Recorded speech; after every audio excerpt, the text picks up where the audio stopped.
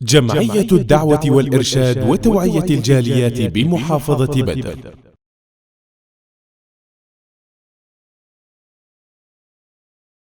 আসসালামু আলাইকুম রহমতুল্লাহি ওয়া বারাকাতুহু। আলহামদুলিল্লাহ সালাতু ওয়াসসালামু আলা রাসূলিল্লাহ ওয়া বাদ।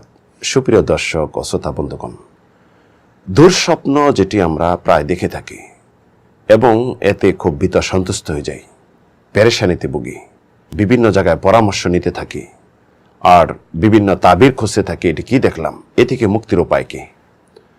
একজন মুসলিম যখন দুঃস্বপ্ন দেখবে প্রথমে এটি ভেবে নেবে এটি শয়তানের পক্ষ থেকে, কারণ ভালো স্বপ্নগুলি আল্লাহ রাব্বুল আলামিনের পক্ষ থেকে। বুখারী মুসলিমে একাধিক হাদিস বর্ণিত হয়েছে। আবু কাতাদা রাদিয়াল্লাহু হাদিস, আর রুইয়া সালিহা মিনাল্লাহ, ভালো স্বপ্ন আল্লাহ রাব্বুল আলামিনের পক্ষ থেকে, ওয়াল হুলমু মিনাশ শাইতান, এবং দুঃস্বপ্ন খারাপ স্বপ্নগুলি এটি শয়তানের পক্ষ থেকে। কেউ যদি খারাপ স্বপ্ন দেখলেন তার করণীয় কি, এটাও স্পষ্ট করে দিয়েছেন রাসূল সাল্লাল্লাহু আলাইহি সাল্লাম। জাবির ইবনে আব্দুল্লাহ হাদিস, যে হাদিসটি ইমাম মুসলিম বর্ণনা করেছেন, ইদা রা আহাদুকুম রুয়া ফায়াকরাউহা ফালিয়াবসুকা নাসারি সালাসান, যদি কেউ খারাপ স্বপ্ন দেখল সে যেন বাম দিকে 3 বার থুতু দেয়, ওয়ালা তাআওয়াদ মিনাল্লাহি শাইতান সালাসান, এবং সে যেন 3 বার শয়তান থেকে আল্লাহর কাছে পানা চায়, ওয়ালা তাহাওয়ালান জামবিল্লাযী কানা আলাই, এবং সে যে পার্শ্বে শুয়েছিল পার্শ্ব যেন চেঞ্জ করে।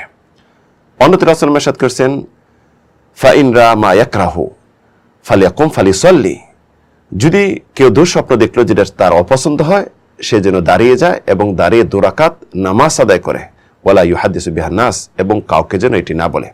তো এই সমস্ত হাদিস দিয়ে স্পষ্ট, যদি কেউ দুঃস্বপ্ন দেখে তার করণীয় হলো প্রথমত দুঃস্বপ্ন মাথা থেকে দূরে সরিয়ে দিবে, দ্বিতীয় শয়তান থেকে আল্লাহর কাছে পানা চাবে, তৃতীয় দুঃস্বপ্ন থেকে আল্লাহর কাছে পানা চাবে, চতুর্থ দাঁড়িয়ে 2 রাকাত সালাত আদায় করবে, পঞ্চম যেই পাশে শুয়েছিল পার্শ্ব চেঞ্জ করে শুবে, ষষ্ঠ বাম পাশে 3 বার থুতু দিবে, সপ্তম এটি দুঃস্বপ্ন কাউকে বলবে না, নিজের কাছে রেখে দিবে। তাহলে আসুন আমরা যদি এমন দুঃস্বপ্ন দেখে থাকি এই পদ্ধতি অবলম্বন করি তাহলে আমাদের কোনো ক্ষতি হবে না। আসুন আমরা এই পদ্ধতিটি গ্রহণ করি এবং শয়তান থেকে দুঃস্বপ্ন থেকে আমরা মুক্ত থাকি। আল্লাহ রাব্বুল আলামিন তৌফিক দিন। আমিন, আল্লাহুম্মা আমিন।